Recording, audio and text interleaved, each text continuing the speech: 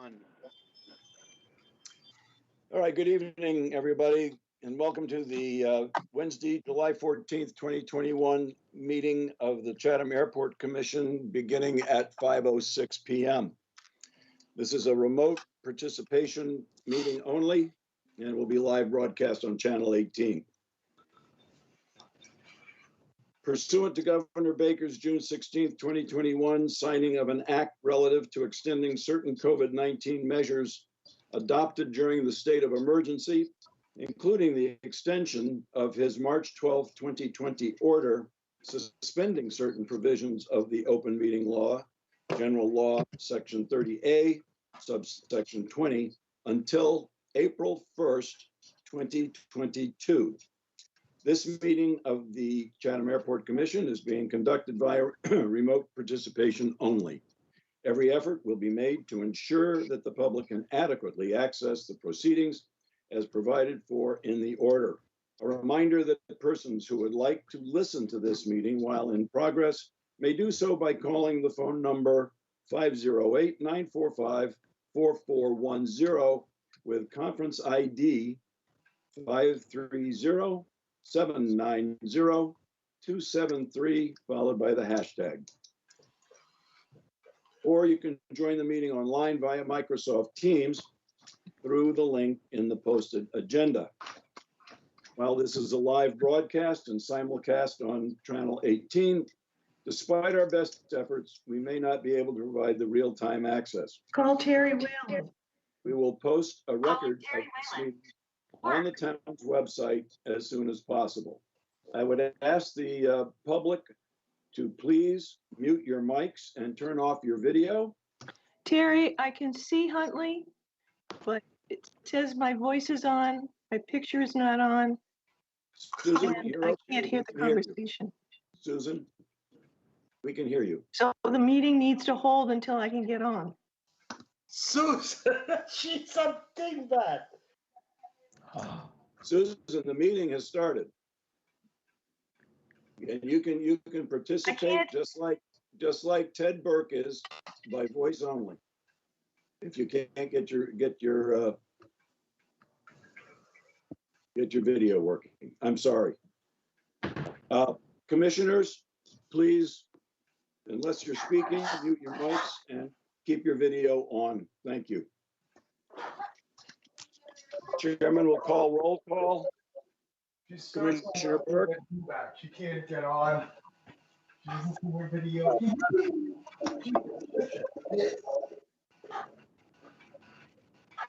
Commissioner Burke. Present. Commissioner Cortese. Present. Commissioner Donovan. Here. Commissioner Galen. Here. Commissioner Owens. Here. And Commissioner Wilcox, I know you're here. I'm. Can you hear me now, Huntley? Yes, of course. We Okay. could before. I can't see. Okay, thanks, fine. Thank you. I'm here. And I can Okay. hear you. Thank you very much. And Chairman present. The first order of business is public announcements and agenda item requests. So if you would please raise your hand, I will recognize you if there are any.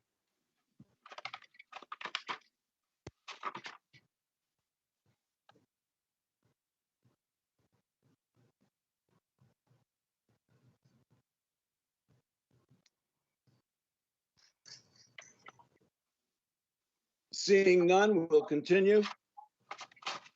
Public comments on new business items, limited to 3 minutes per speaker.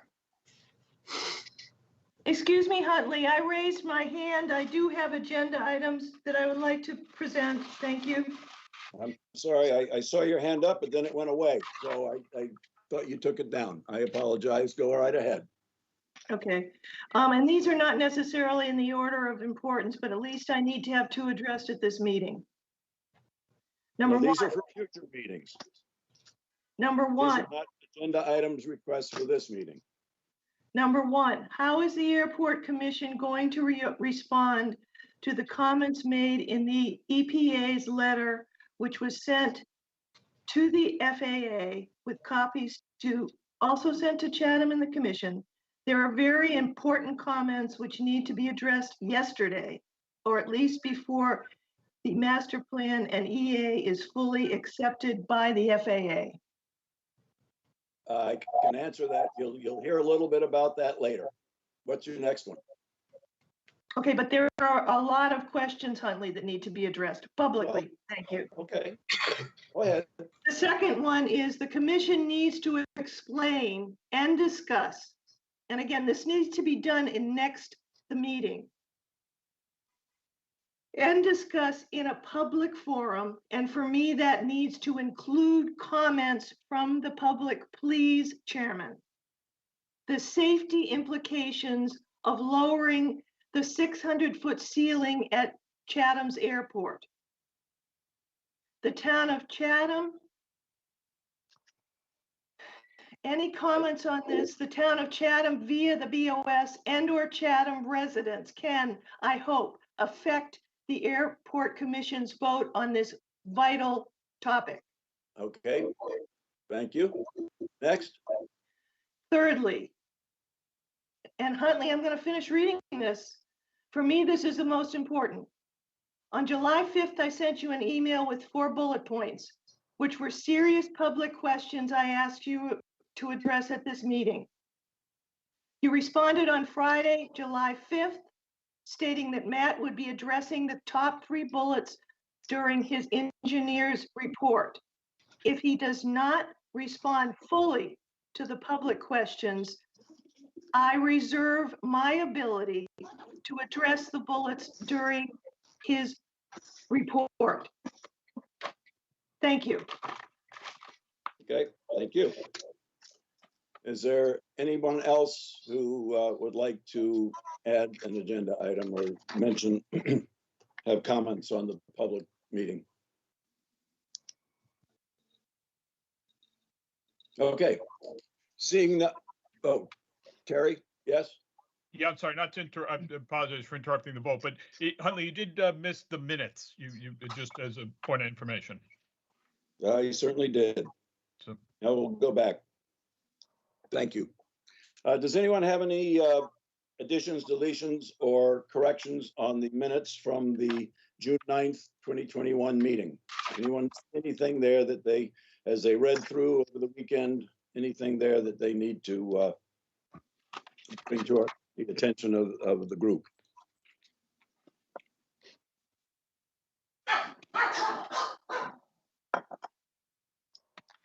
Okay, hearing none, I'll take a motion to accept the minutes of the June 9th, 2021 meeting.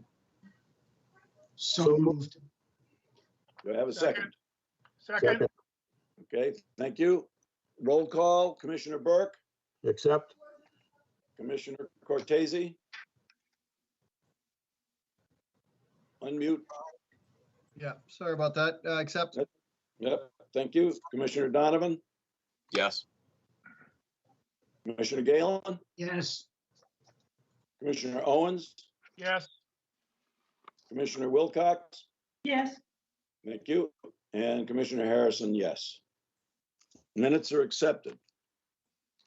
Okay, I apologize for skipping that. Okay, the first order of new business, and I will note that this is, here on, this is commission discussion only unless I open it up to the public. Excuse me, Mr. Chair, are you going to ask for public comments on the agenda item? You had started to do that, and These agenda items yes, tonight, yes. I'm going to see how things go. More than likely, yes. Well, you either have to have them at the beginning of the meeting or during the agenda items, and you haven't asked for public comments up front like you normally do. I will get to that. Okay. Thank you. Thank you. Excuse me, Mr. Chairman, you forgot to read the public announcement. It's I'm sorry. contained in it. What public announcement? Public announcement and agenda item request policy, each airport commission, don't you? I haven't gotten there yet. Oh, okay, I'm sorry.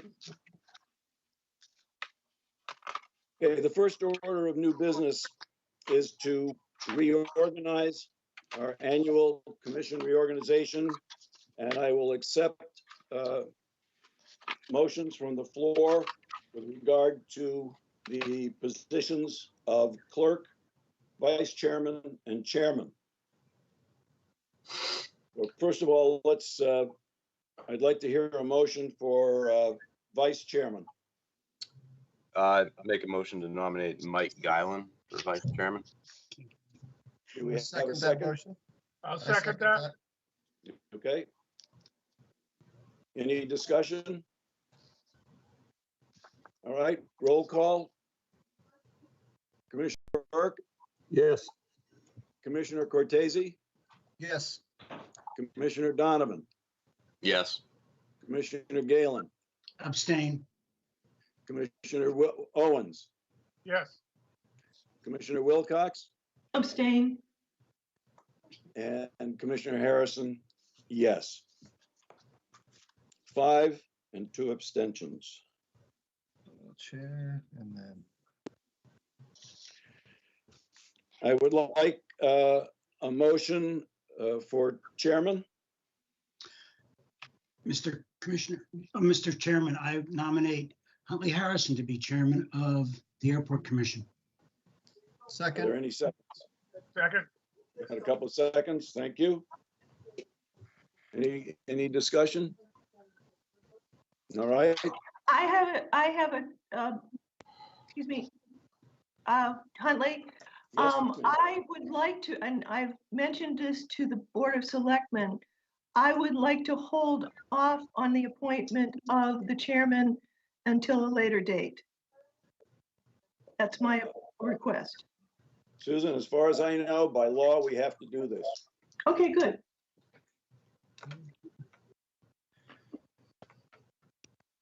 So we have a motion and a second. Commissioner Burke, Yes. Commissioner Cortese, Yes. Commissioner Donovan, Yes.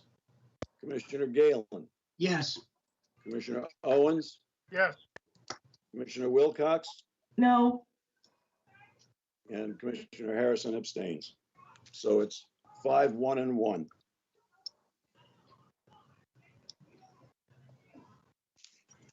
And I would like to make a motion for clerk, and I'd like to move that Mr. Burke, Commissioner Burke, be appointed as clerk for the Airport Commission for the coming year. Second. We have a second. Any discussion? Okay. Commissioner Burke, I abstain. okay. Commissioner Cortese, Yes.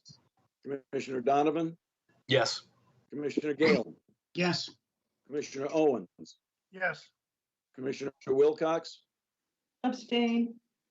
and Commissioner Harrison, yes. It carries 6, 1, and 1. 5, 1, and 1. Excuse me, 5, 1, and 1.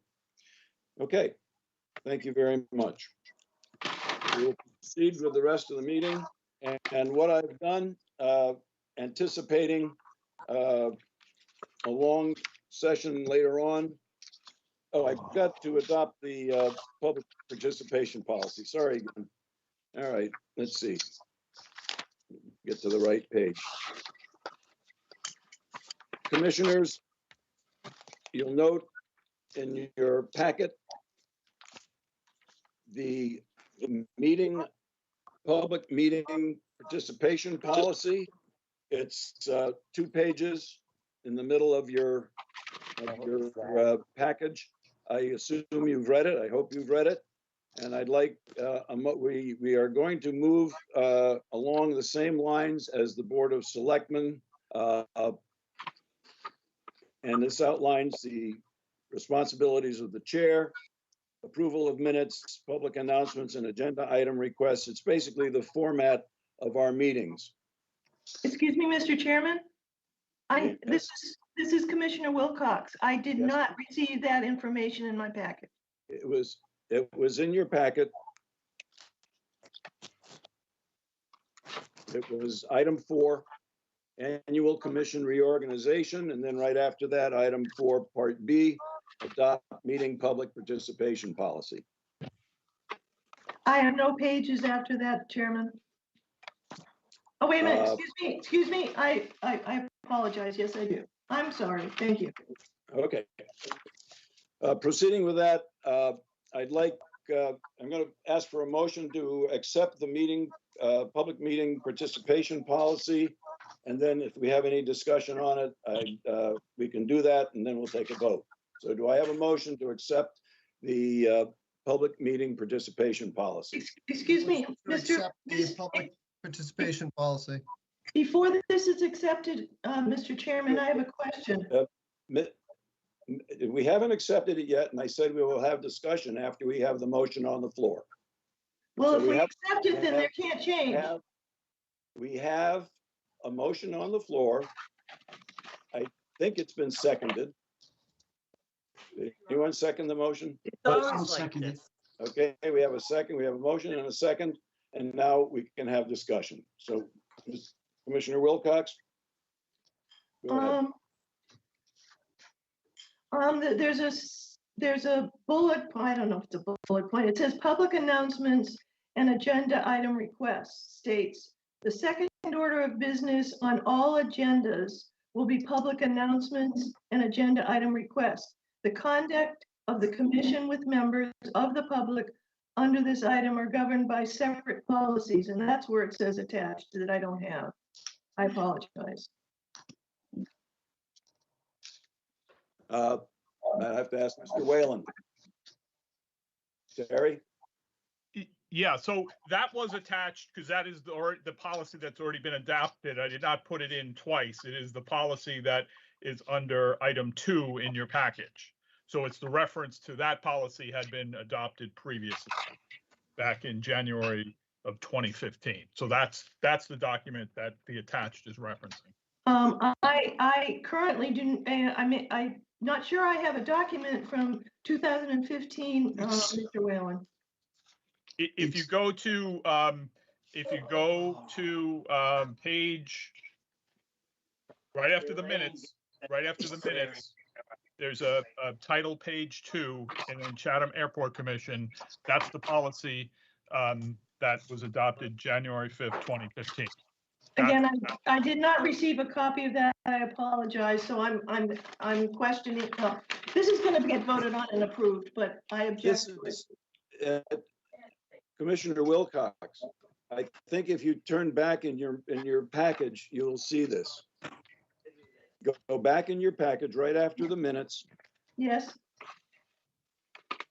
and it says at the top, Chatham Airport Commission Public Announcements and Agenda Item Request Policy, adopted January 5th, 2015.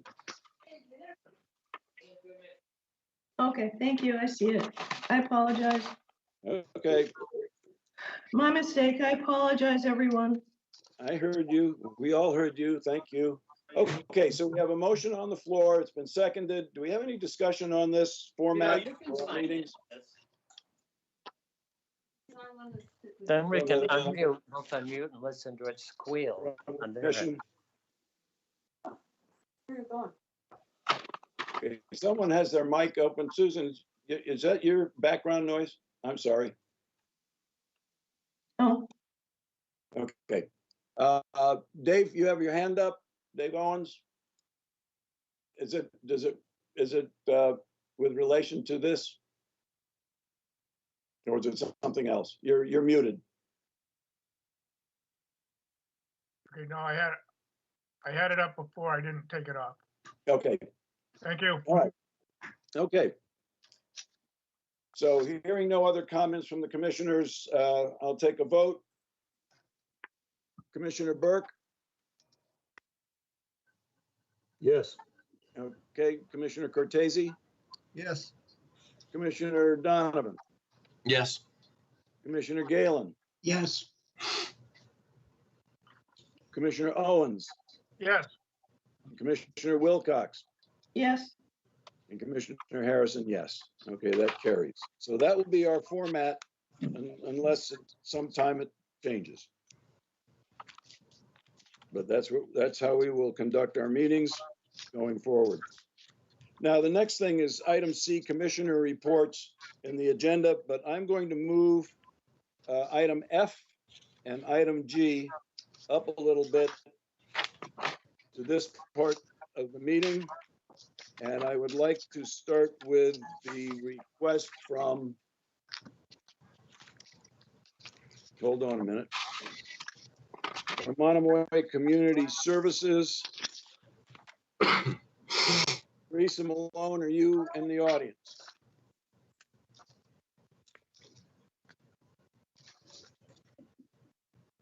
Mr. Chairman, could I just interrupt for a moment?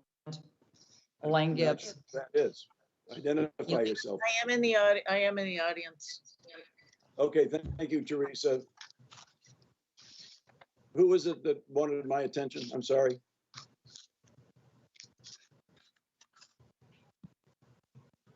Mrs. Gibbs.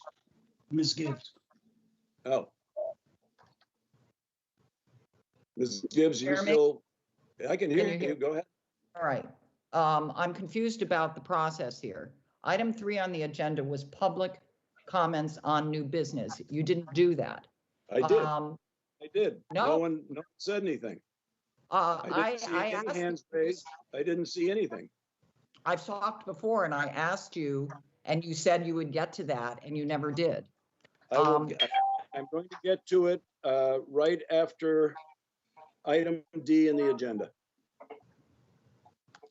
Because I assume. Well, I would have made a comment on your public comment policy, but we weren't given a chance.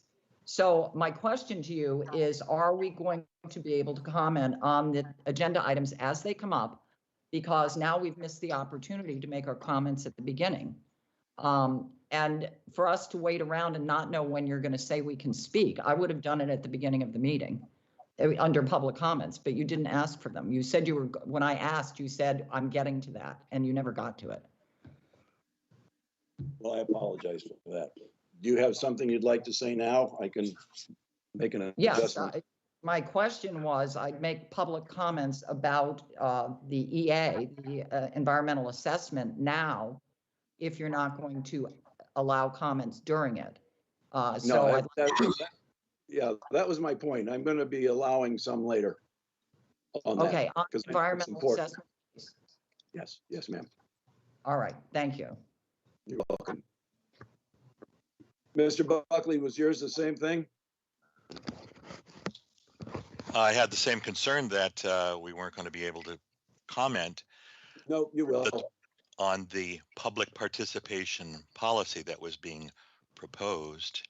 You have something to ask about that?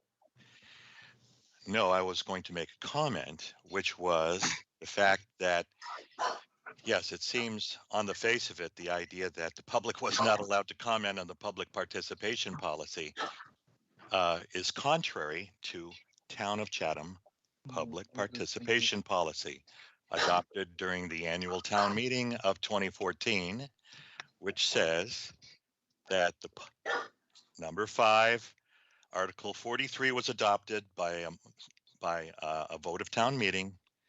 Number 5, public participation seeks input from participants in designing how they participate. That means that you should have asked for public comment during the public participation proposal and should not have had a vote. So since it seems to be since what you did was contrary to town policy, I would say that the action you just took is void. Let me explain a second. Until this is a new policy for us that we adopted tonight. Prior to that, we were under the old policy. So we had that policy in effect, and we tonight voted to adopt a new policy going forward, even though we have been using it over the past several months or something similar to it. I'm not talking about this formally tonight. I'm not talking so we were about under the old substance. policy adopted in January 5th, 2015, until about 5 minutes ago. Okay. I'm not talking about the substance. You misunderstand me. I'm talking about the procedure that you just took in order to adopt a new policy. And the procedure is supposed to allow for public comment on how to public comment.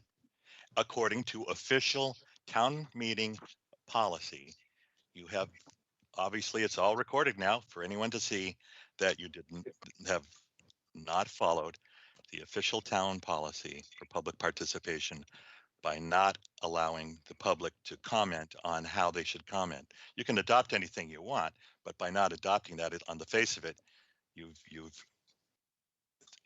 the adoption is contrary to policy and could be therefore challenged as void. Okay, thank you. I don't know how to respond to that because I'm not Okay. sure, and I will find out between now and the next meeting. And if we have to make a change, we will.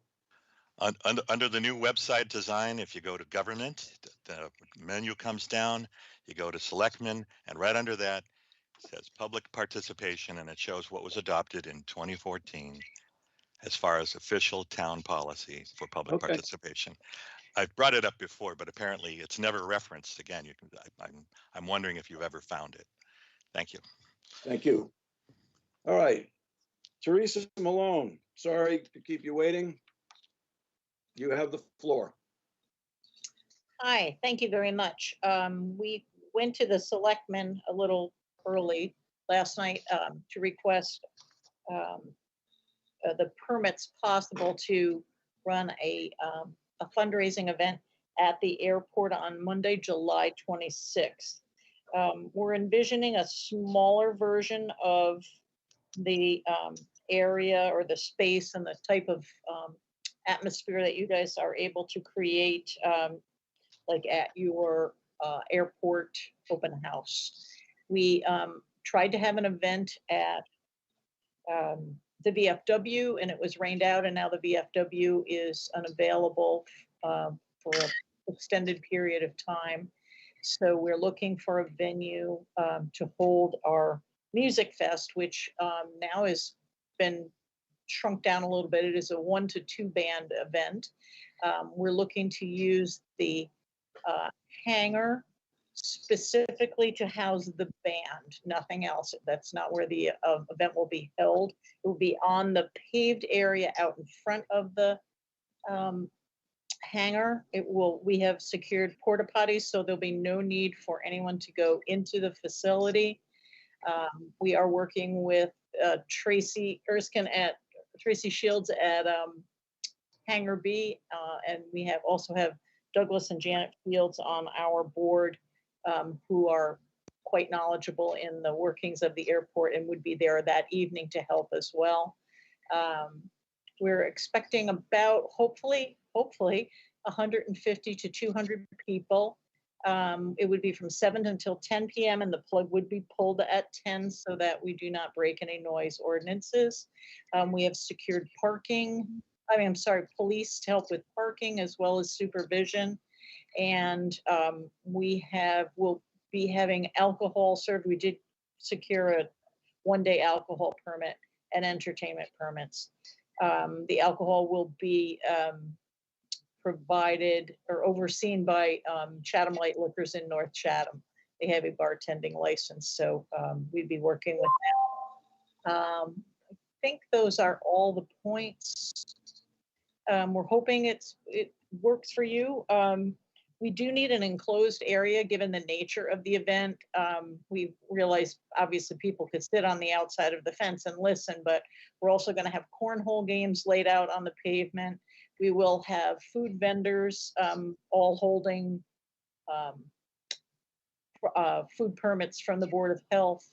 And we're going to have a small raffle, like a couple of bucket raffle kind of tables, maybe 15 or 20 raffle prizes people can win. Anyone coming to the event, we will have 21 plus and 21 and under wristbands that you'll have to wear to get into the event. So we'll be able to supervise the alcohol consumption through that and through the use of the bartenders who are trained to keep that in control. So we're hoping that that is a request you could work with us on. We're excited. We have been, unfortunately, because of COVID, have lost the past 2 years of our major fundraisers, the Taste of Chatham and the Tools of the Trade, also the Witches Walk. So we've kind of had to resort to new and exciting events that don't rely as heavily on the businesses in the community to make them work. And this is one of our, this is our hopeful. So. Okay. Just for clarification, the hangar that you're referring to is not the main hangar, but the storage hangar that has access around the corner from the offices.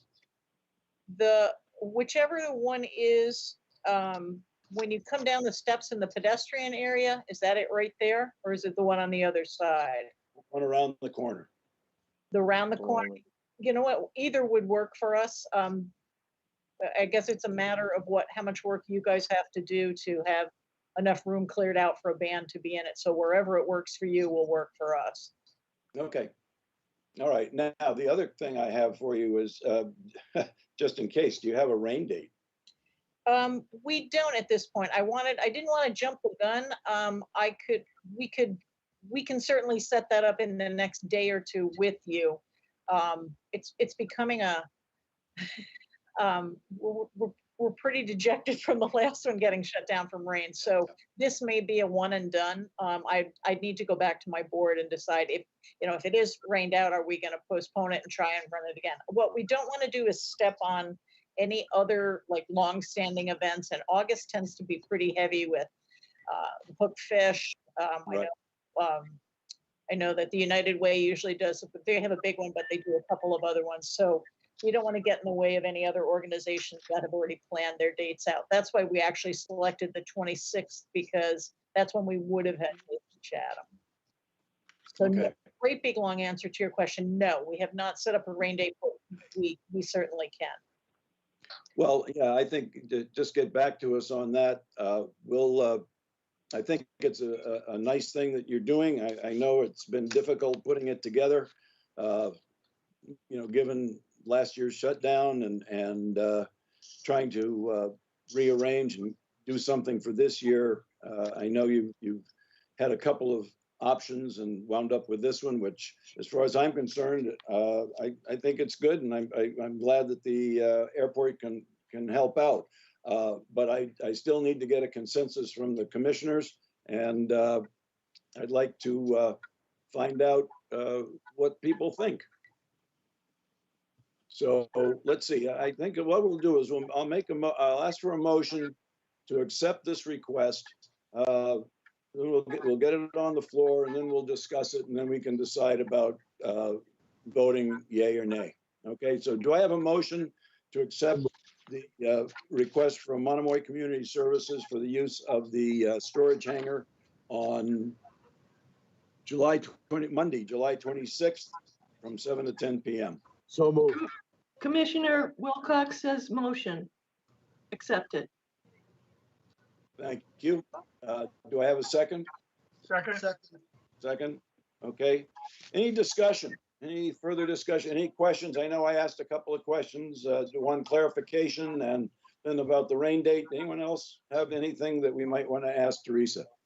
Commissioner Galen. Question, this may be for Tim Howard. It's a Monday we're talking about. Isn't that a busy day at the airport? Tim, how will this interfere or work with what's going on?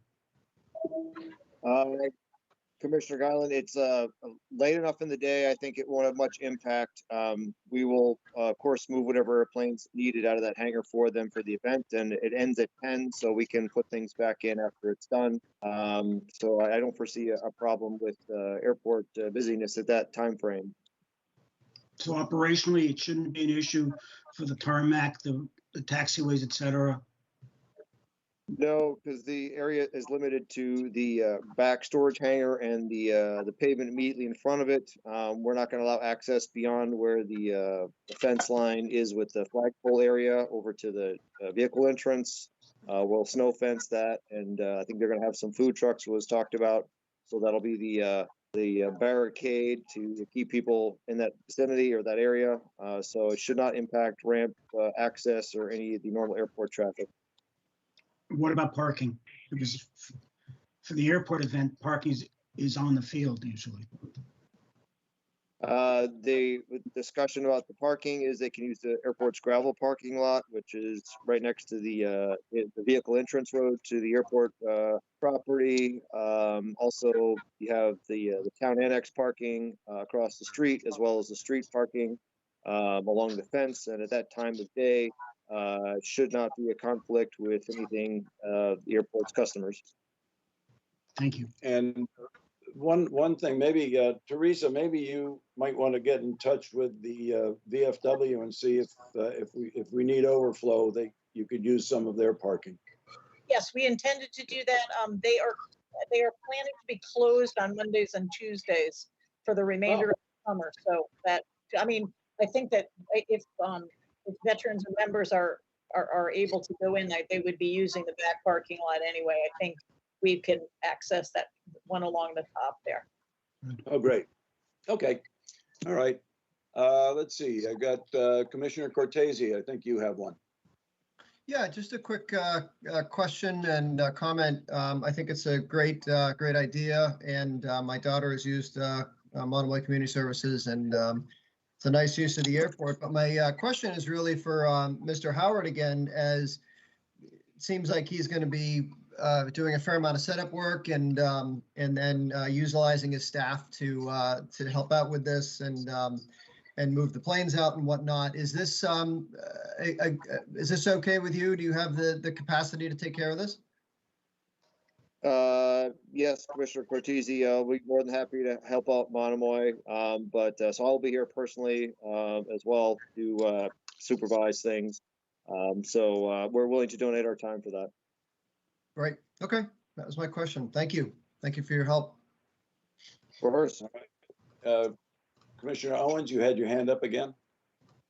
Yes, Monomoy Community Services is a tremendous benefit to the town as a whole, and they do a lot of work for individuals in town.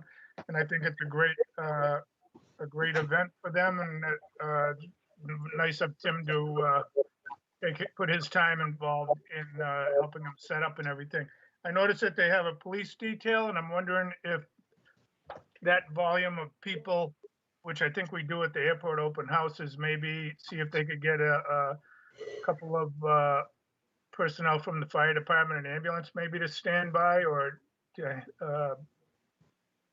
that's Teresa, was that something you thought about? We had the only questions we had from the fire department were about, was there going to be any cooking going on? But I can certainly bring that up with them. That's a great idea. And just have maybe one of the trucks down there, or I don't know how much we can tie it up. I got to find out, like, do they need their trucks to be coming out of downtown, or could we have somebody up there? But yeah, that's a great idea. Why don't I get back to you tomorrow? I'll speak to them tomorrow and find out about that. That'd be great. Yeah, I think, Okay. I think that I know that they're very, very busy this time of year, but they might have, you might be able to get a couple of guys down there for a while.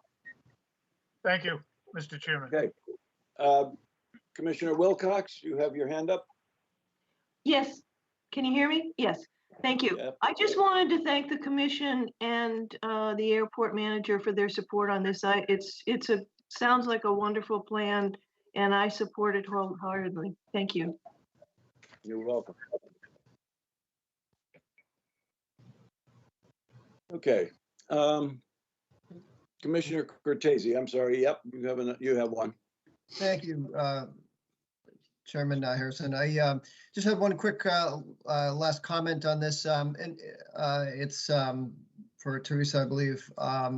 What do you need from the airport as far as power or services? We are lucky enough to have Roger Ling, who is Ling Electric in town. And I think he has done some work at the airport in the past. He has agreed to supervise any connections that need to be made for the band within the hangar. But we had prior, when we were going to go to VFW, it was kind of a large scale operation we needed. I believe the only electrical is for the band setup, and one of the food trucks might need, I believe they said 2 outlets. So I'm going to give it back to Roger and have him let us know how we can do that. I think the lighting is sufficient for the event, so we're not going to be really doing anything too fancy. So I think it can be covered through the power that's available and safely. So that's how we were approaching it. I do have to have Roger come over to the facility and walk through where everything's going to be, and I think he'll know better what we have to do from there. And the lighting is a good point too. Sorry, Mr. Howard, go ahead. That's okay, Commissioner Cortese. Yes, I definitely would like Roger to look at it. There's limited circuitry in that back hangar, and it's of age, so his input would be highly advisable, and I'd like to talk to him before. And we may have the option, Tim, if that works better for you as well. We do have the option for a generator as well. I don't know, so it's not a quiet whisper wedding sort of generator, but we do have a generator we might be able to bring into the mix if we need it as well. Well, hopefully we won't need that. I have one that I would be willing to let you guys borrow as well. But I just want to make sure we don't toast anything back there because the building is quite old. Okay. All right. Thank you. We have, we've got, oh, no, I guess not. Okay. So we have a motion on the floor. It's been seconded. We've had discussion. I'm going to take a vote now. If you're in favor, say yay. If not, nay. Commissioner Burke. Yay, enthusiastically. Thank you. Commissioner Cortese. Yay, enthusiastically as well. Commissioner Donovan. Yay, enthusiastically. Okay. Commissioner Galen. I'll join the party. Yay, enthusiastically. Okay. Commissioner Owens, are you enthusiastic? Yay! I can see. Very good. Commissioner Wilcox. I really don't think I can top that, but as enthusiastic as I can be, say yay-hoo. Okay, well done. And Commissioner Harrison, yahoo! Yes. Okay, that carries. Thank you very much. Thank you so much. I really appreciate this. You're doing us an You're very incredible welcome. service. All right. The other request we have is from the Coast Guard Auxiliary, Kathleen Ruhan. Are you in the audience this evening? Yes, sir, I am. Oh, good. Then in that case, you have the floor. Okay, well, thank you very much for having me here and putting this on your agenda. The Coast Guard Auxiliary, located out of Chatham, is looking for a spot to adopt so that we could have a small garden for some public relations and public communications. In most cases, we see them in the center of the roads, be it on Route 28 or one of the town roads, but we'd like to be a little bit more community driven and pick a spot that was highly regarded and sought after to be visited often, and we came to the airport. We were wondering if you would support us in allowing us to adopt the spot around the flagpole that is on the airport grounds to put a small garden with a simple small sign stating that it is sponsored by the United States Coast Guard Auxiliary and likely the Chatham Flotilla as well. It's something that the flotilla would manage on their own. All the flowers they could get on their own as well. There would be no expense to the airport. There would be no requirements of the airport. We need no power, maybe a bucket of water to wash up, to rinse the flowers down from the pollen and water it from time to time, but that would be it. We would take care of all of the expenses, and if you approve it, we have yet to establish a committee within our own flotilla, and we could provide updates and certainly keep you in the loop with everything that would be happening during the process. So we are here to ask that of you. Okay, thank you. I've talked with Tim Howard at the airport about this. I've talked with Tracy Shields about it. We like the idea. We've come up with a spot that we think might be nice, but I'm not going to, push that necessarily. I'd like to talk with you about it at the airport at some point. But I will tell you what my thought is that we could use the flagpole inside the fenced-in area and possibly around the base of the flagpole, put a circular planting area raised possibly by 2 rows of stone pavers that we could then within that put dirt, have enough room in there for, for the plaque, probably a 2-foot radius out from the flagpole all the way around. I think would give you plenty of room and not detract from the space in the within the fenced-in area. So that's a spot, I think, if you want a lot of public exposure, that would be good. If you have other thoughts on that, that's fine too. So like I said, I'd like to, I think we can give you a consensus tonight after we just put the motion on the floor. And then you and I can get together and, confirm the spot. That would work. That would work great, and I would concur that that is a good spot for it. We'll see how the others feel about it, but I think that's a great spot for it. And if not, we'll work with you otherwise. Okay. Commissioner Let's- Harrington? Yep, go ahead. I was gonna, before I get to the commissioners, I'm gonna put the motion on the floor, but go ahead, Mr. Howard. Just a comment on that area. I believe that flagpole does have a rock and a plaque dedicated to someone who donated the flagpole a number of years ago. So I have no problem with the garden being there, but we would have to include that somehow as those folks donated that flagpole. Right. Yeah, I'm sorry, I meant to mention that, but I think we can work that in. I know they would like to have a small plaque as well, but I think we can work all that out. So let me ask for a motion to accept the Coast Guard Auxiliaries adopt a spot request. Commissioner, I have a question, please. Is this? Susan Go ahead. Wilcox. I was going to have discussion before we Oh, voted, but go. No, I'm just wondering, and this is just off the top of my head, the rotaries that are on 28, that they have all those silly flowers and whatnot, have a lot more visibility than just at the airport. Have you talked to the town about trying to get some sort of plaque there that's, has a lot more visibility? And that would also, I believe, also help the town if you're taking care of it with the watering of the plants that they put there. I'm just thinking that would give you guys a lot more visibility, and if the town would okay it, I think it'd be a win-win for everybody. That's just my opinion. Thank you. So if I may respond,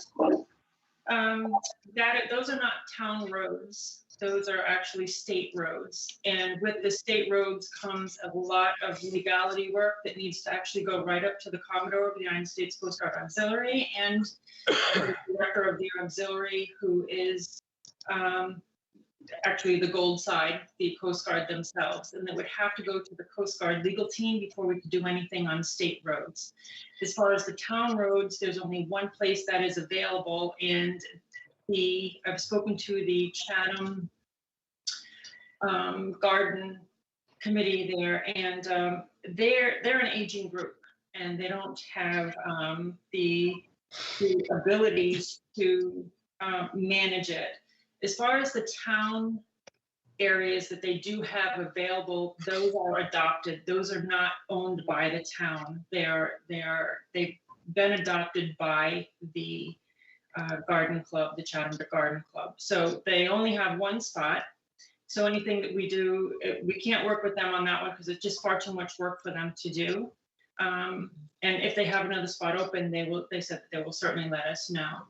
We're partial as well to the airport because they support the Coast Guard Auxiliary. We fly out of there. I'm an auxiliarist and a pilot. We fly out of there. So we do have a relationship with the airport that we would like to extend as well. So we thought this would be the perfect spot. Okay. Can I entertain a motion, please, to accept the request? Motion to accept the request. Seconded. We have a second. Thank you. Commissioner Burke, Yes. Commissioner Cortese, Yes. Commissioner Donovan, Yes. Commissioner Galen, Yes. Commissioner Owens. Yes. Were you Okay. going to discuss this? I kind of thought we had, but do you have something else to say? Yeah, I must have missed you asking for questions. I think it's a great idea, but that area where the flagpole is a very heavily trafficked area in the summer, and it's small. And maybe we could look at some other areas like along the fence line where the parking area is on the street, or right when you come through the gate into the hangar area there. It's not, Okay. No, we haven't really. I think it's a great solidified that idea. yet. Yep. All right. So you say yes to it? Yes. Okay. Commissioner Wilcox Yes. and Commissioner Harrison, yes. Commissioner Galen, I don't think I missed you. No, I said yes. Okay, good. So that carries. Thank you all very, very much. Thank you. And thank you. I'll be in touch with you, okay? Very good. Thank you. All right, commissioner reports. Commissioner Burke, the revolving fund report for June. Thank you, Mr. Chairman. In June, we received additional rental receipts of $3,168. We spent $183 for personal services and spent an additional for purchase of services, $1,168. Year to date, under purchase of services, we have debited $63,115. We've been credited with $45,156, leaving a balance of negative $17,958. The hangar leases year to date we have a debit of $3,168, a credit of $104,358, leaving a positive balance of $101,190. The overall year to date for everything is a debit of $987,681, a credit of $697,699, leaving a negative balance of $289,981. The town has not closed the books on FY21. I assume there will be further adjustments made. So we have not come to the end of it. We've not closed them out. I expect we should be able to do that in August. So in August, we'll have an update on that, and I thank you very much for that report. Commissioner Wilcox, you have a question?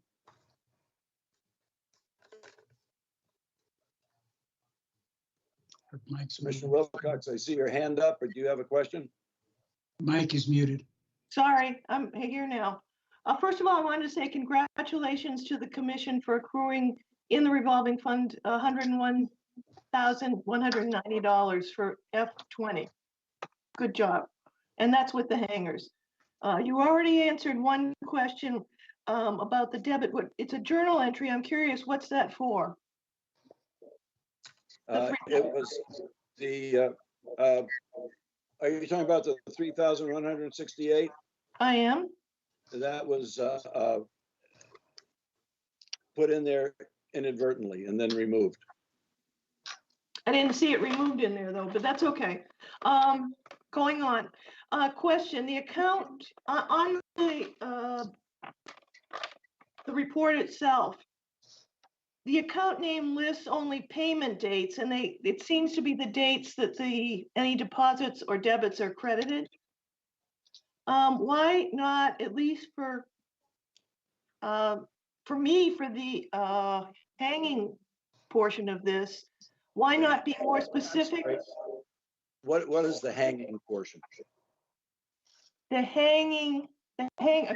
hangar portion of the report. Okay, thank you. Why can't we be a little more specific for accounting purposes on which hangar, what, where, and when? This is the town's report. They don't, in this report, they don't keep track of that. We do. Okay. Hold on.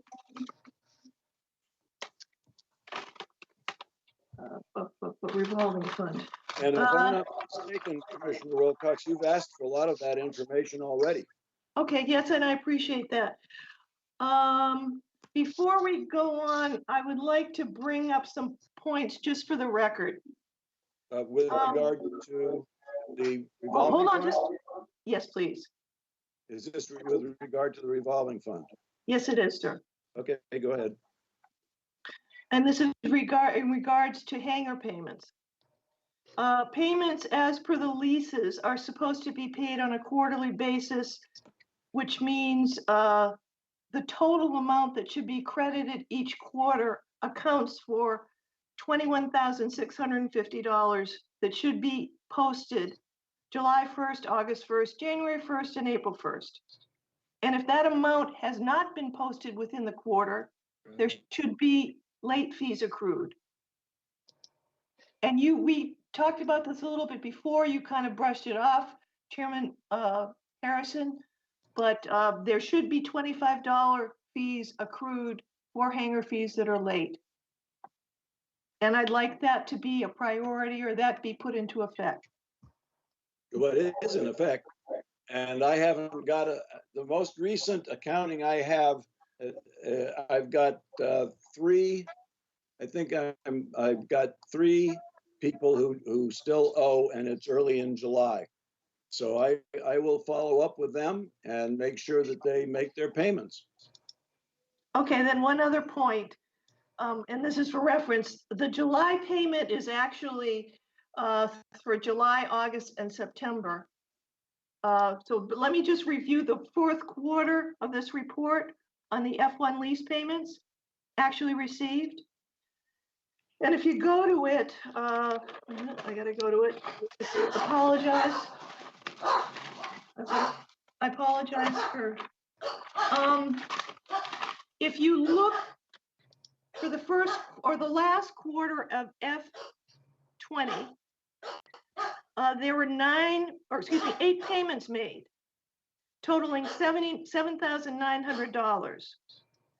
4 of the payments, it appears, and it's a guesstimate on my part, were for leases on hangars that the monthly charge was $1,050. There's one charge in there for payment for $1,060, but that being said, I'm not questioning. There's 2 payments in there for $420. I don't know what that's for. But which 2, I don't know which 2 hangars didn't pay the money that they should have paid for that quarter, because the total amount paid during that quarter was, again, $7,900. And with the quarterly payment owed from Tim Howard, plus the extra lease payment that he pays, the total for each quarter should be $21,650. There's a problem there, Mr. Chairman, I believe. Okay, I will follow up with it on it, and I will let you know. I didn't go through it.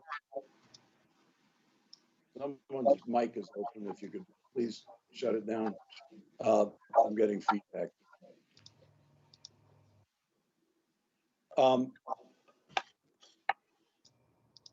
Also, someone has taken over the screen. And I'm not going to continue until it's CEB guest, whoever that is. You've got to make a change, because all I see is a big white page. Thank you. Yes, I usually, Susan, just so you know, I usually wait a little bit to see if those checks come in. I have not had time to do it with my other job. I've been busy, and I will follow up on that and make sure that everything's in there appropriately. Some of those other numbers that you mentioned, the 420, I was allowing someone to pay monthly because it was easier for them to do that, and they are up to date. the credit that you saw there for $3,168.77 was reversed a little lower in the column. And I remember I said that that was an error that was put in the wrong account inadvertently and now has been taken out. So I hope that helps. I very, very much appreciate that, Chairman. But again, I just want to bring, and you may allow pilots to pay on a monthly basis, but within that quarter, again, the total payments need to be almost $22,000. And I'm going to be checking that. If that's not being done, then we need to start throwing in late payments. Thank you. Late charges. Thank you. Okay. All right, moving on. Commissioner Cortese, do you have any report? Are you muted? Sorry about that. Should I take myself on mute? Nothing today. Nothing I'll today. push it off to next meeting. Yep. Okay, thank you. Thank you. Commissioner Donovan, do you have anything? I've lost you. Nothing for me. Oh, there you are. Okay, good. Nothing. Commissioner Galen? Nothing today. Nothing today. Commissioner Owens?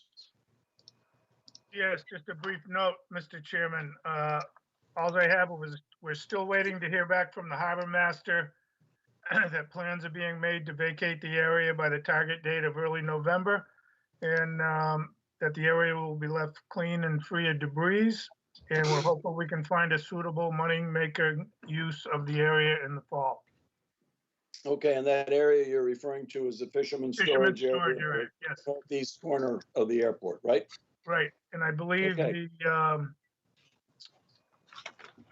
Recently the survey of that area to pinpoint the fence lines and things has been completed. Okay. Thank you. Yep. Commissioner Wilcox, anything for the good of the order before we move on? No, except again, I reserve the possibility of making some additions if the bullet points that I had sent to you are not addressed by Gale and Associates. Thank you. All right.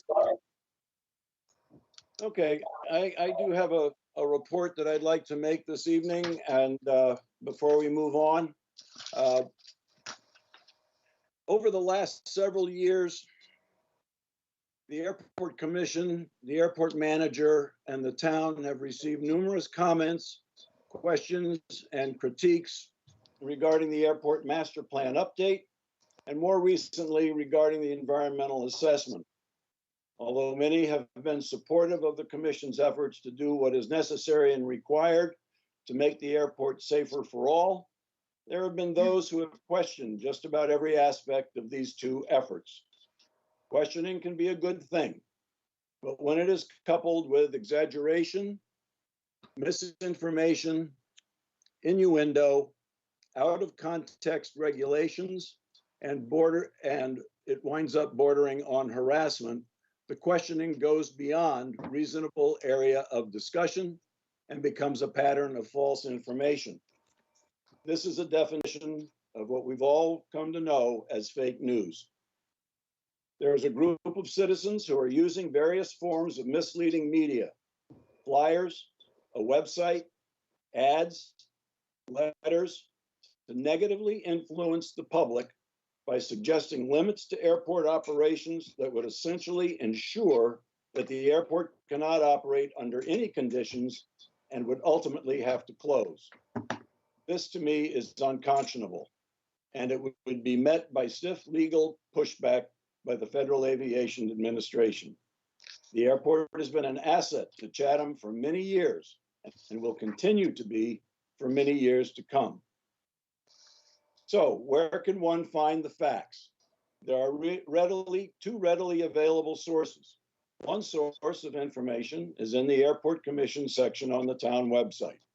Everything one would need to know is there in detail. Facts about the master plan and how it outlines the proposed projects over the next 20 years can be found there. Coupled with the master plan is the environmental assessment, which describes environmental conditions under which these projects may take place. The other source is to attend Airport Commission meetings and listen to the discussion about these projects.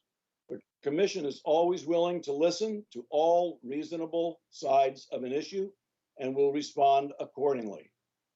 Also, to conclude, if after so many years of being under the microscope, if the Commission, the airport manager, or the town were in violation of any federal, state, or local regulations and agreements, these transgressions would have been exposed.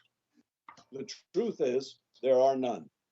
The airport operates within prescribed federal, state, and local regulations, and those who say otherwise are either misinformed, unaware of the facts, or distorting the facts for their own purposes.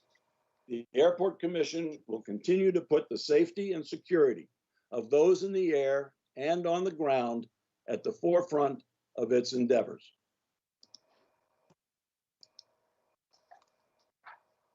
We will continue with the airport manager's report. Mr. Howard.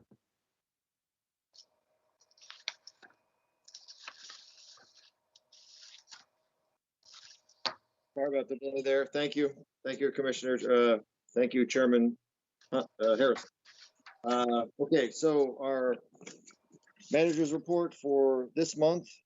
Item number 1, we have the guard report attached for June 2021. I'll be happy to answer any questions if there is any on that. Number 2 has to do with the, flip the page on your package, backside of the guard report is a proposal for crack sealing that we've been talking about in the deferred items in the airport manager's report for many months. We have, at the direction of the commission, last meeting, we went out to solicit and look at different vendors for crack sealing that the commission would take on. Much research and polling was done. Unfortunately, there are no local on-Cape companies capable of this size job. We reached out to MassDOT, Gale Associates, and a number of other resources to try and find other contractors that will be qualified and willing to bid on a municipal job of this size. Unfortunately, there is only one company in Massachusetts that was highly recommended by MassDOT, as they use them a lot. That is Indus, which is where that quote came from. So if I could just briefly go over that quote so everyone understands it, because it's a little confusing. Their format doesn't allow a lot of freedom here. So basically, when we spoke to them, we identified 3 main areas of the airport that need the crack sealing done. I asked them to break it out per area so the commission could see how much each area would cost, and then to give us an overall cost to them all at the same time, so the commission could compare. So you'll see there's line items 1, 2, and 3. 1 is the T-hanger apron area. Number 2 is the main parking apron or ramp in front of the terminal building that's along George Ryder Road. And item number 3 is the actual runway itself, which has a number of areas that need crack sealing as well. So if you added items 1, 2, and 3, you would find that that is significantly more expensive than combining all 3 of the projects together, which is item number 4. So item number 4, $13,717, is the quotation they gave for doing all 3 areas in one mobilization effort.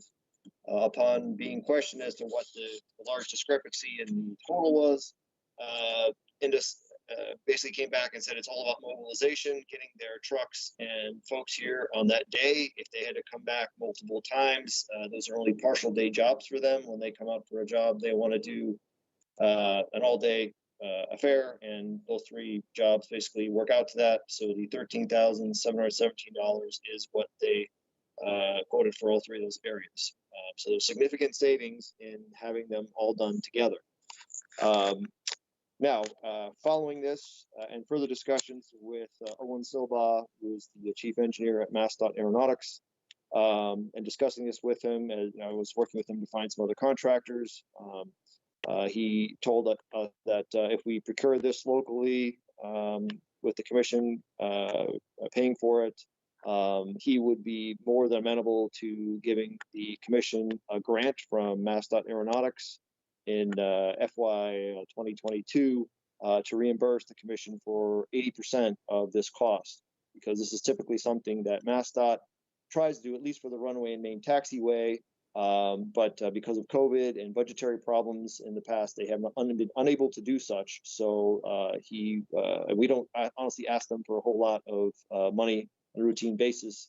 So he was more than amenable to reaching out for us, as long as we go through our the correct bid process or whatever we need to do for the town's procurement rules to get this work done.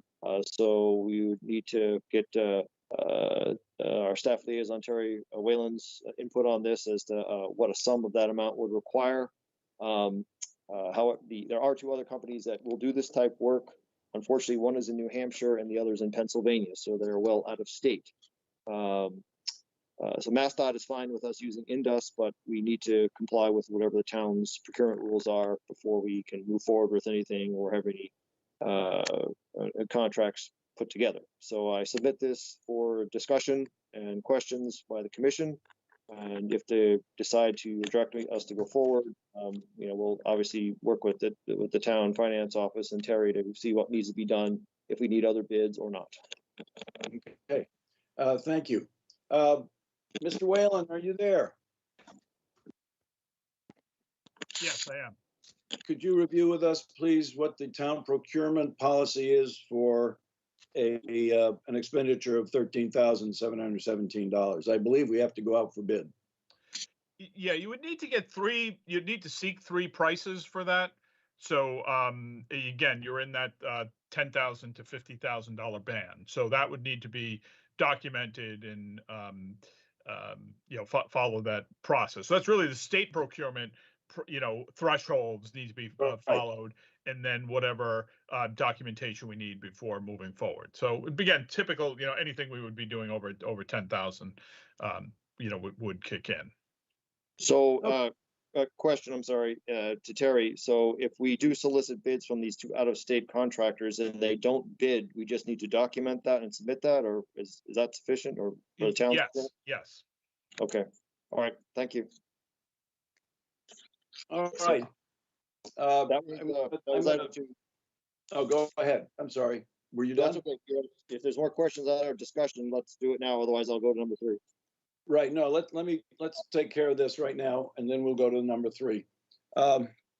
Commissioners, I'm going to ask for a motion to put this proposal out for bid to do the crack sealing. It's been well overdue at the airport.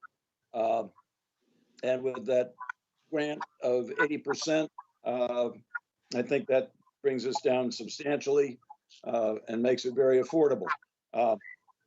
So I'd like to entertain a motion to pursue this proposal and put it out for bid. Do I have that motion? So moved. Second. Second. Thank you. And now we can have discussion. Are there any questions from the commissioners on this, please? Commissioner Galen? You're muted.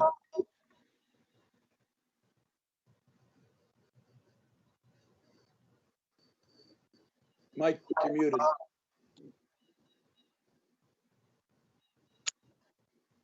I don't know how it muted. Terry, a quick question about the quote. Would it simply be an RFQ that would be posted as per normal procedure? In this request for services, and I'm calling it the band, again, you don't need to go that full route. It's essentially a written request for invitation for bid type of services, but it does not require advertising or anything along those lines. But you do need to document and follow all the procedures for procuring services between $10,000 and $50,000. Okay, thank you. I can send you the procurement chart if you like. That's okay. Thank you. You're welcome. Any other comments? Hearing none, I'll bring it to a vote. Commissioner Burke. Yes. Commissioner Cortese. Yes. Commissioner Donovan. Yes. Commissioner Galen. Yes. Commissioner Owens. Yes. Commissioner Wilcox. Yes. And Commissioner Harrison, yes. Okay, thank you. We will pursue that and we'll put the bid out and make sure that we can get the work done as soon as possible. Okay, item 3. You're muted. Sorry about that. Okay, so item number 3, the commission and the airports received a lot of mail regarding the water contaminants in the Indian Hill well number 5. A lot of comments, questions on that. So at the direction of the chairman, I've made contact with the Chatham Water Department, Chief Water Operator Tom Barr, as well as Chief DePasquale at the Chatham Fire Department, as well as Dr. Duncanson at the Chatham Health Department. Primarily, the message here is everyone seems to assume that we have heavy use of firefighting foam at the Chatham Airport over its history. That is simply not true. We know for a fact in the past 22 years there has been 0 use of firefighting foam at Chatham Airport, which is the largest source or known source of the PFAS or PFAS contaminant. I also contacted retired Deputy Chief Hunter, and we know previous to 22 years ago, starting back from the 90s and before, there has been little to no use of foam at all at Chatham Airport during that time frame. And previous to that, it's highly unlikely that it was used in any quantity. Now, many airports do have larger airports do have on-site fire departments, and foam is a tool in the fire department, especially airport fire department's tool bin for fire prevention and suppression. For example, Hyannis, they've had issues with this, but Chatham Airport has no on-site fire department, and the Chatham Fire Department has, like I said, last 22 years, no usage of foam at the airport. So these accusations that the airport is, the main source of the PFAS stuff is unfounded, in my opinion. Speaking with Dr. Duncanson and the Chief Water Operator Tom Barr, we went through the what other sources of contaminants might possibly be at the airport, and we were unable to identify anything other than a normal residence or light commercial property in any other part of Chatham would have. And per Dr. Duncanson, studies are ongoing now as to trying to find the plume or the source. The airport is what they call down gradient of the well number 5. However, there's a cone of influence when the pump is on. So I believe at the Board of Selectmen's meeting last night, they were talking about bringing in an outside consultant. I didn't hear the results of what they decided last night, but they're bringing a consultant in to try and zero in on the well's condition and what's going on. But Dr. Duncanson stressed that nobody knows what's going on or where it's coming from at this point. And we've checked with all the resources, and that was what we found out in regards to water contamination, PFAS, and the airport. If there's any questions on that, I'll attempt to answer them, but I'm no expert. That's why we're speaking to those individuals. And that's all I have for this month's report. Okay. With regard to item 3, I think we just have to wait and see what the town comes up with as they continue with their study of the aquifer. But it's good to know that we haven't been using foam at the airport, and that we are probably not the source of the contaminant, which is a good thing. Okay. Thank you very much. There's no action item on this other than the one we took care of with the crack ceiling. And before we go on to the engineer's report, I have an apology to make to the person who's online with phone number ending in 75. I was trying to lower someone's hand so I could keep track, and I inadvertently removed you, and I can't get you back on. So you might be able to hang up and dial in again, but I'm sorry. I apologize for doing that. I just hit the wrong button. That's what happened. So you're certainly welcome to drop out and call back in.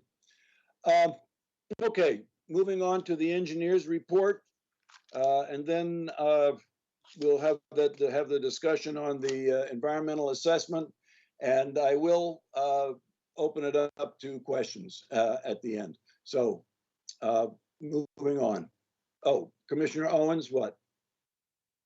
You got to unmute. Yes, I move to accept the airport manager's report. Oh, thank you very much. You're welcome. Thank you. I second. And there's a second. All right. Roll call, Commissioner Burke, Yes. Commissioner Cortese, Yes. Commissioner Donovan, Yes. Commissioner Galen, Yes.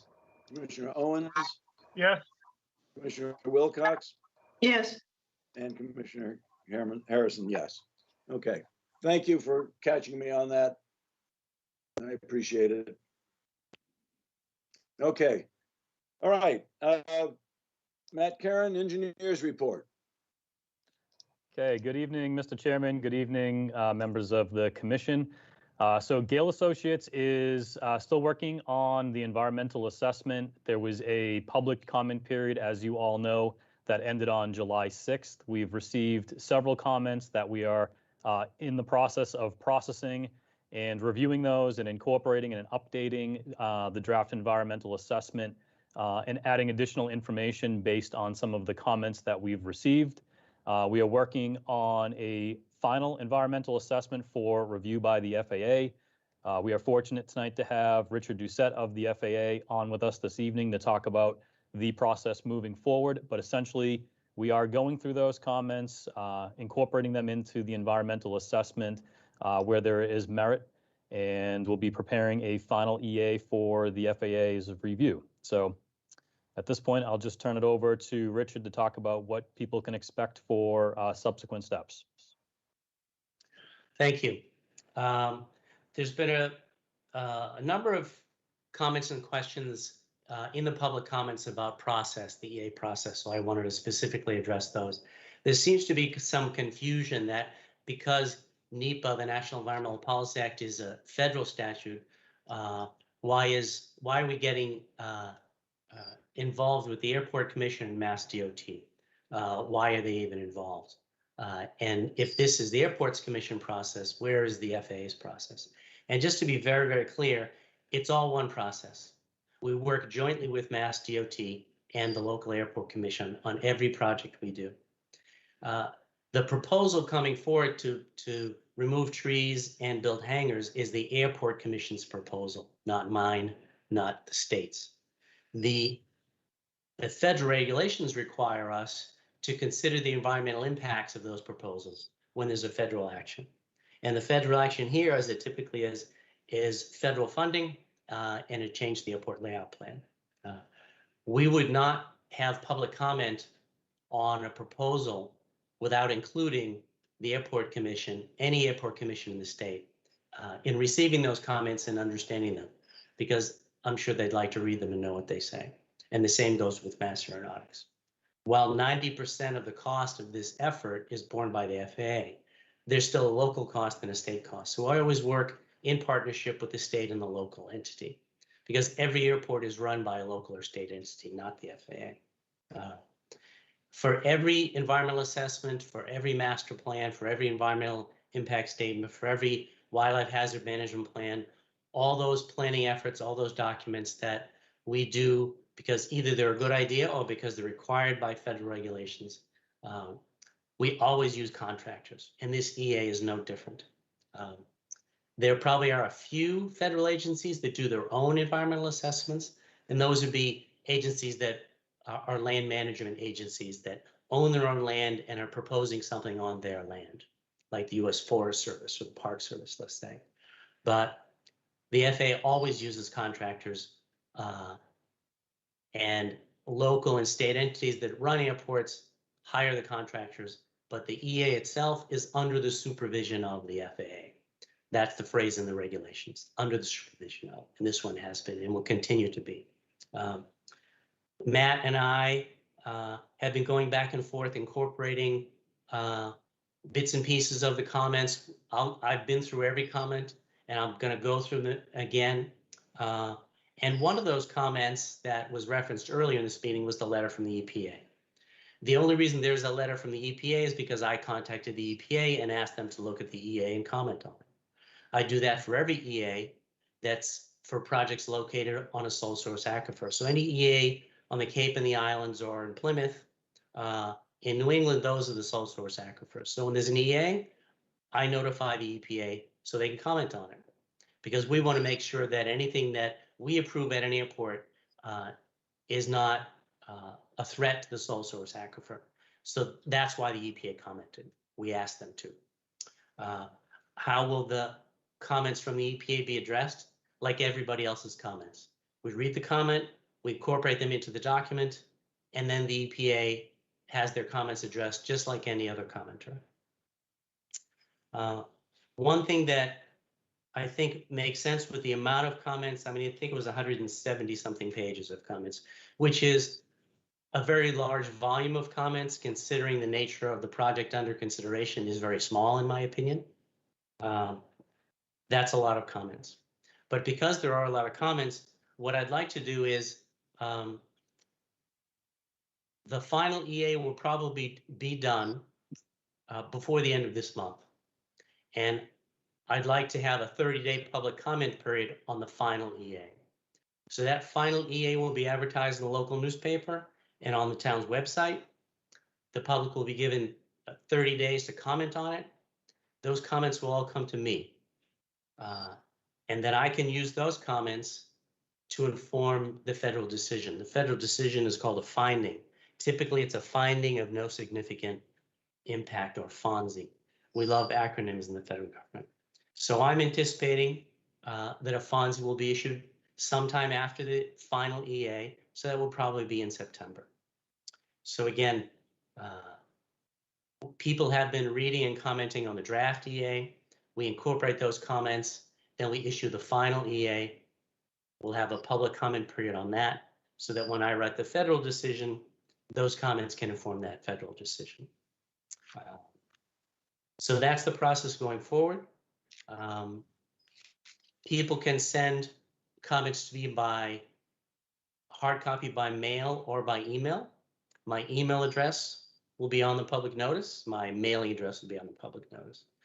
People can always email me with questions about the process, or they can call me. I have received phone calls from one individual and email exchange from one member of the Airport Commission. My phone number is, this is my personal cell phone number, 617-875-6497. My office number is on the screen, 781-238-7613. When I get messages at the office, it pops up on my laptop and I can get them there as well. My email address is richard.doucette@faa.gov, and there's the mailing address. So anytime people have questions or comments about the process, you can call me, you can email me, and comments on the final EA can come to me via mail or email. So that's all I have to offer tonight on the process and going forward. Thank you. Thank you. I know we might have some questions. I'll take questions from the commissioners first, and then I'll open it to the public for a little bit. I think we still have a ways to go with the specifics of the EA, but we'll take some questions. So Commissioner Wilcox. Okay, let me just find my notes for a second.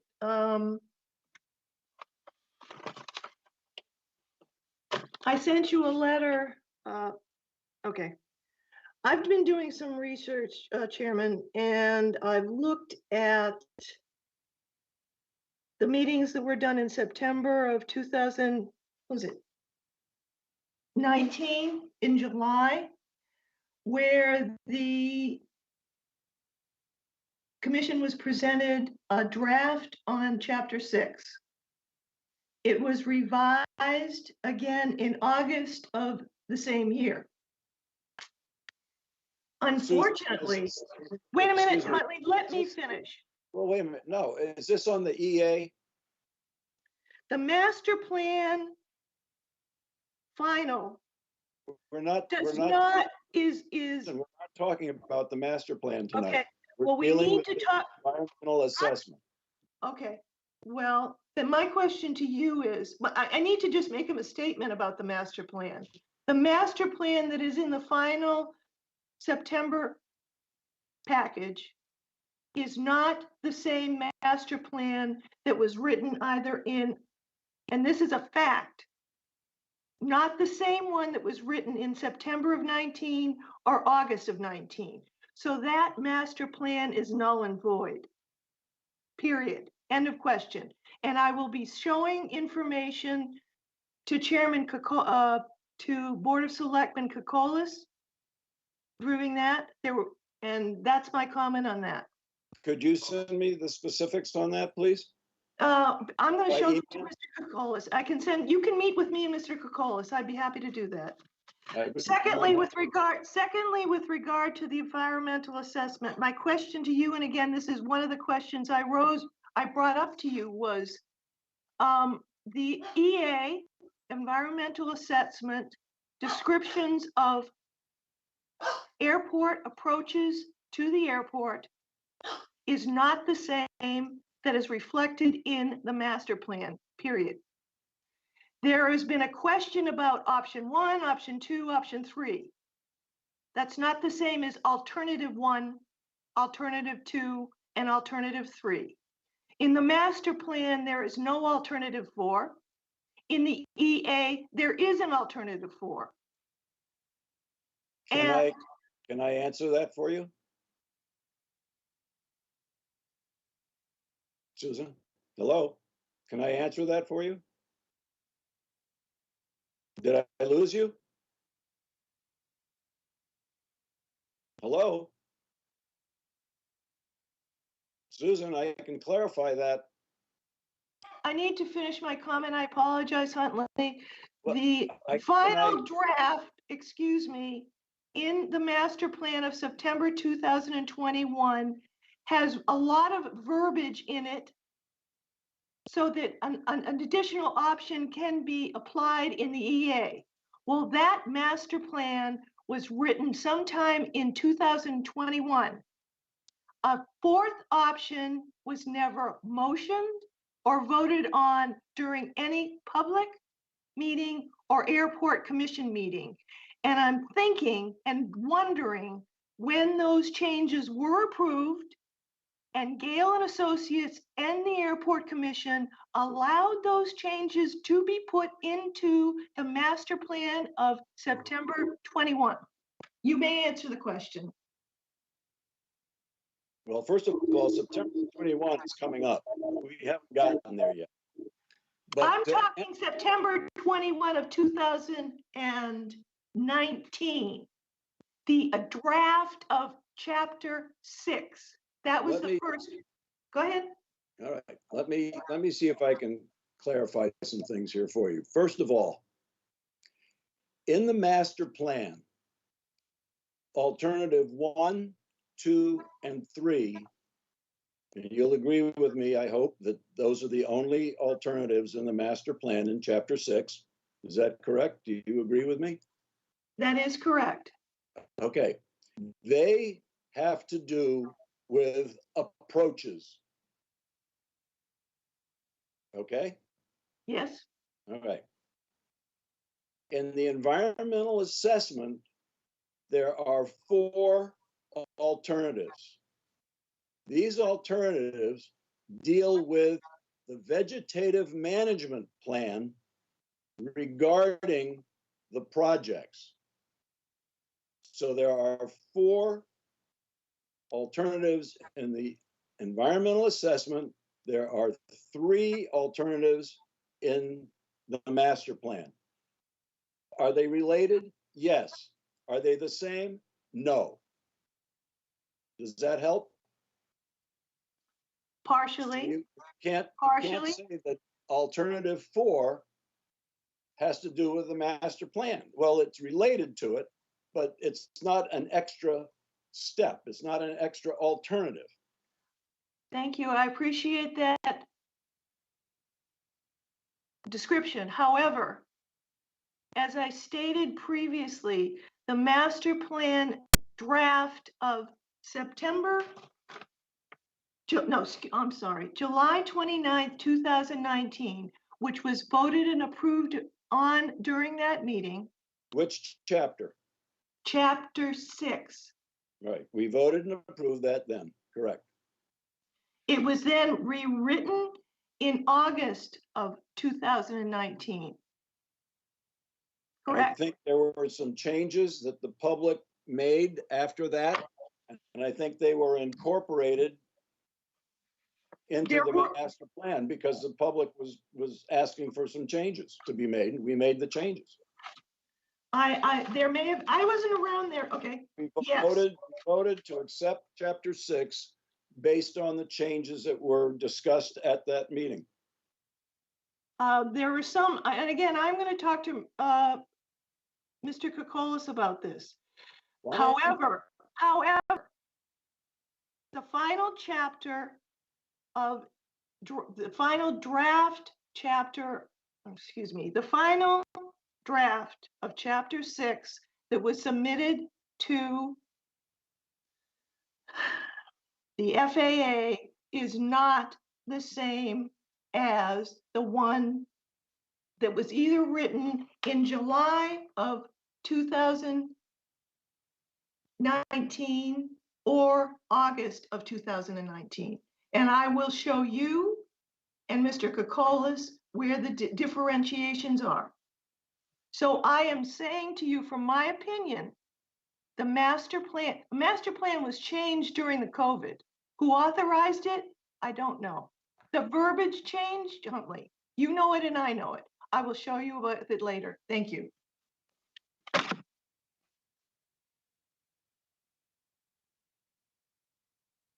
Thank you very much. Mr. Buckley.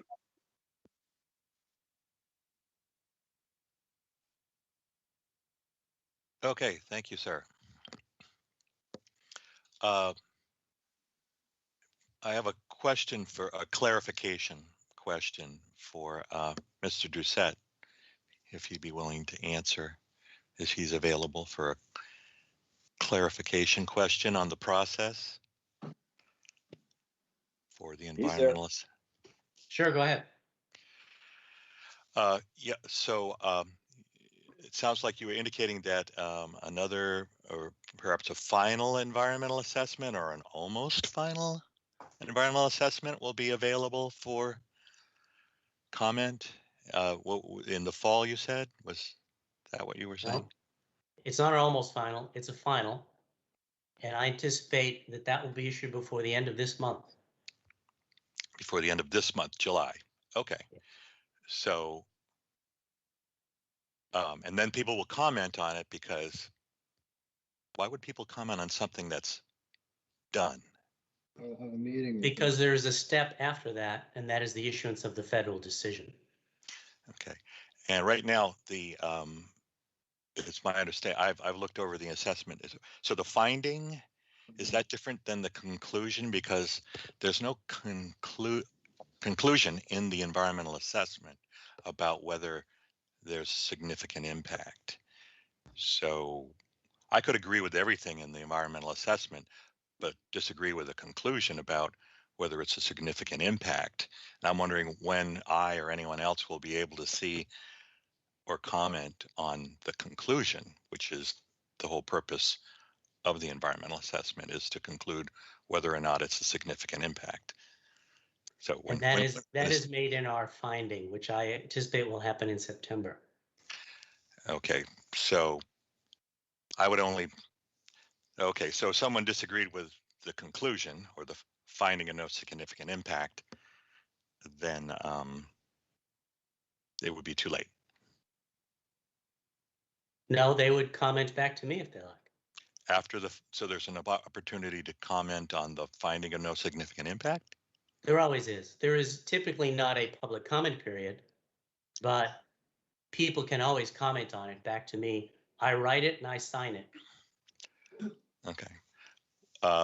Because typically the environmental assessment has a conclusion about whether it's significant, and then the finding is the formal document.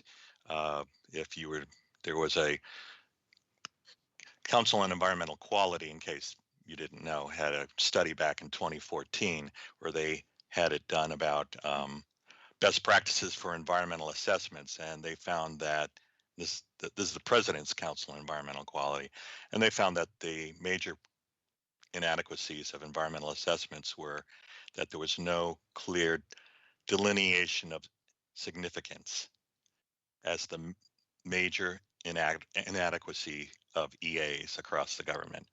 So I would say that this would be consistent with that, with the idea being that there's no conclusion in the EA, and the FONSI is supposed to be just, yeah, it's not, the conclusion is not supposed to come at the FONSI, especially if you're asking for public comment. So just I'd be happy to read that if you'd like to send it to me, and we can do our best to clarify in the final EA. Okay, just have to Google CEQ, best practices, environmental assessment. Anybody can find it.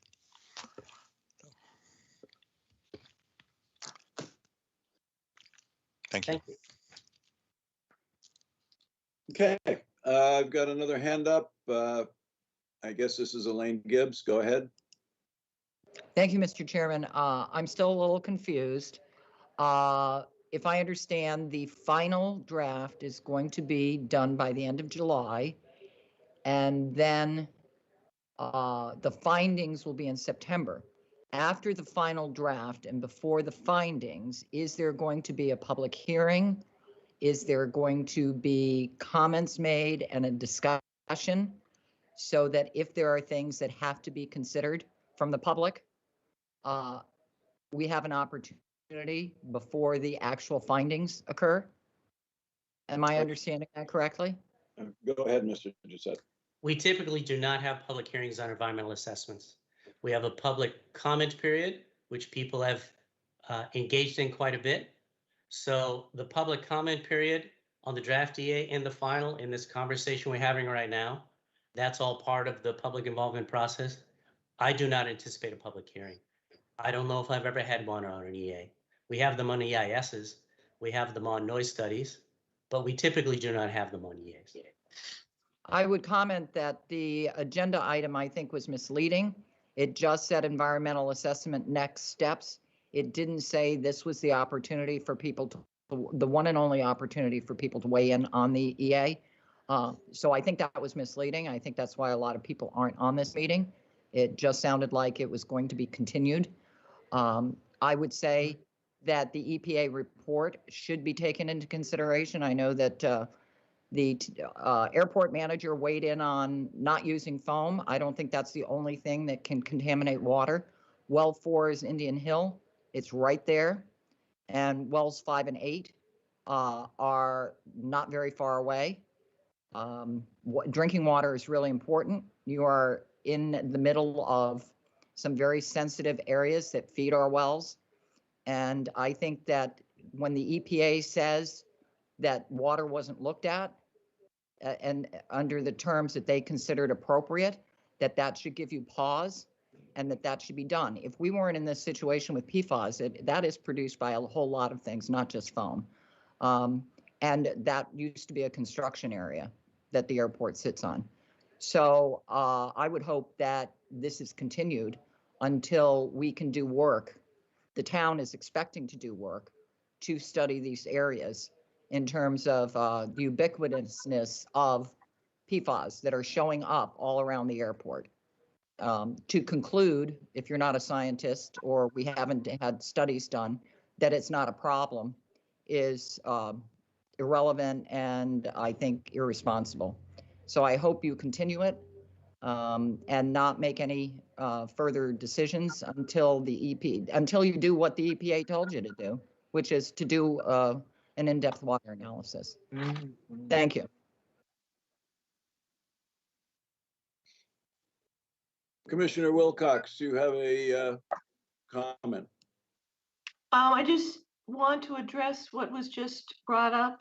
I asked in the beginning of this meeting that this be discussed, and I will again reiterate, as stated in the letter from the EPA, to the FAA, the environmental assessment as it stands does not address all or any issues that affect proposed changes in the EA plan that will affect the drinking water in my town, Chatham.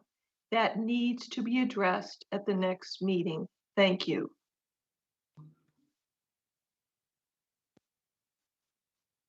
Okay.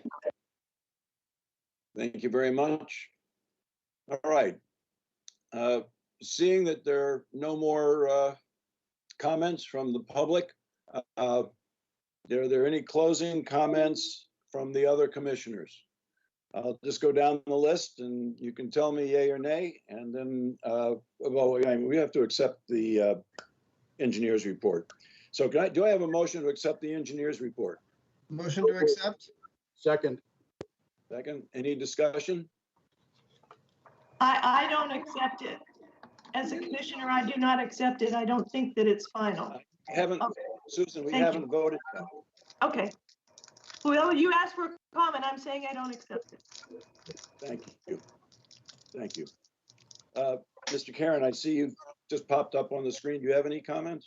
No, Mr. Chairman, just wanted to make one more mention. I do have the master plan that's on there, just waiting for the final closeout paperwork to be executed by you when you get a moment to do that, so I can submit that to the FAA for closeout. Right. I think I've been signing some things this week. I think that might have been part of it. Yep. I'm not quite sure. I'll double check. You've been busy. I understand that. No problem. Thank you. Okay. All right. So Chairman we have a Huntley. motion on the floor to accept the Chairman Harrison, I am asking that you do not accept the master plan as been completed. Again, I will state that chapter 6 in the final plan, which was dated February of 2021, is not the same as the draft of chapter 6 that were presented in July of 19 and voted on and approved, or the draft that was presented in August of 2019.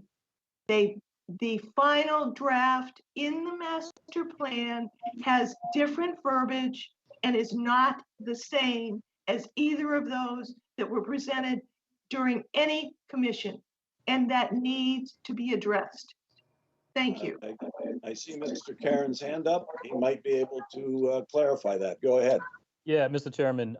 So I'd just like to volunteer my time. I'm having a hard time following along the timeline that Commissioner Wilcox is presenting. But if it's okay with the commission, if she wants to reach out to me directly or shoot me an email, I'd be happy to take a look at whatever inconsistencies she thinks there is, and perhaps I can provide some guidance on that process. All right, so thank you very much. If it's okay with you guys. I thank you with that, Mr. Karen from Gale. And I want to interject that I will be presenting information to the chairman of the Board of Selectmen, Mr. Kokolas, and any other of the board that are in the selectmen. And Mr. Huntley, Harrison, you will be more than welcome to join. And then I will send you my information to Gale Associates. Thank you. Okay. You might, Susan, to save your time, you might want to discuss it before you go to the board. And that's fine with me. You can go to them anytime you want, but you might want to discuss it with Matt Karen first, because he might be able to clarify some of your confusion. Huntley, the verbiage in the draft that I don't want to discuss it's different. I'm just saying the process might be easier for you to get some clarification before you go. And I'll be honest with you, it was very hard to follow what you were saying without having the documents from 2019 in front of us. And you obviously have them in front of you. So it's very difficult for us to follow along when you're referring something from 2 years ago. So I'm suggesting that you might discuss with Mr. Karen what that timeline was, what the process was, why there are seemingly discrepancies in what you're looking at. You may wind up getting an answer that would simplify your discussion with the Board of Selectmen. That's all I'm saying. I It's a appreciate, suggestion. I appreciate that input. The reason I would like to talk to Chairman Kokolas is he's a pilot. And I don't understand a lot of the verbiage, but I do know that February 20 of 21 draft is not the same. Thank you. All right. So we've got, we have the engineer's report. We've had a motion on the floor to accept it. I think it was seconded. Yep. If I'm not mistaken. Yes. Yep. Okay. And I will do the roll call vote now. Commissioner Burke. Yes. Commissioner Cortese. Yes. Commissioner Donovan. Yes. Commissioner Galen. Yes, and I'd like to thank Mr. Doucette for his patience and for providing us with this information at this meeting and previous ones as well. Okay, thank you. Commissioner Owens. Yes. Yes. Commissioner Wilcox. I would like to interject. I also thank Mr. Doucette for his help, and I approve it conditionally. Thank you. Okay. And Chairman accepts. All right. Thank you all very much. Again, Richard, thank you again for being part of our meeting and clarifying some things and explaining the process going forward. I know it's been a big job, larger than we thought it might be, but at least we're getting it done. And I thank you for all the effort you're putting in on behalf of the airport. The same goes for Mr. Karen at Gale Associates. I think we're moving forward with this, and I think that hopefully at the end we'll have a chance, the public will have a chance to make some further comments. And of course, put Mr. Doucette's information back up on the screen before we close out the meeting.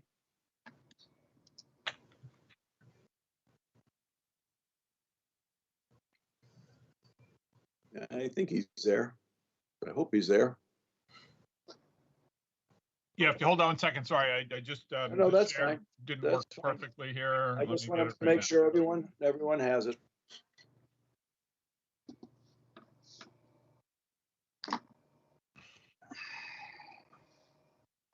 Okay, so for everyone who needs to get in touch with Mr. Doucette at the FAA, you have his mailing address, his email address, and his office phone number.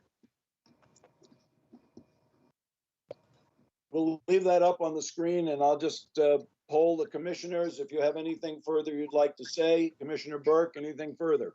I'm fine, thank you. Okay, Commissioner Cortese. Just wanted to say thank you to Mr. Doucette for joining the meeting and making the clarifications. I really appreciate it. Okay, Commissioner Donovan. Nothing for me, thank you. Okay, Commissioner Galen. I would just like to thank you, Chairman Harrison, for your comments earlier during the commissioner reports. Well stated, well said, and needed to be said. Thank you. Thank you. Commissioner Owens. Yes, I'd just like to thank Matt and Mr. Doucette again for their outstanding work. I want to thank you for your comments on the misinformation, et cetera, that's floating around. And I would also want to remind the responsible taxpayers and residents of Chatham that the group of people that are spreading all this stuff around have already cost the town a very massive amount of money. Thank you. Thank you.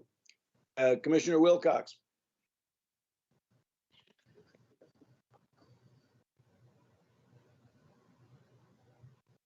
Okay. I guess nothing. All right. Do I have a motion to adjourn the meeting? So moved. Second. Second. Commissioner Burke. Yes. Commissioner Cortese. Yes. Commissioner Donovan. Yes. Commissioner Galen. Yes. Commissioner Owens. Yes. Commissioner Wilcox. Chairman, yes. 6-1 to adjourn. Good night, everyone. Thank you for your participation. We appreciate it. We'll see you in August.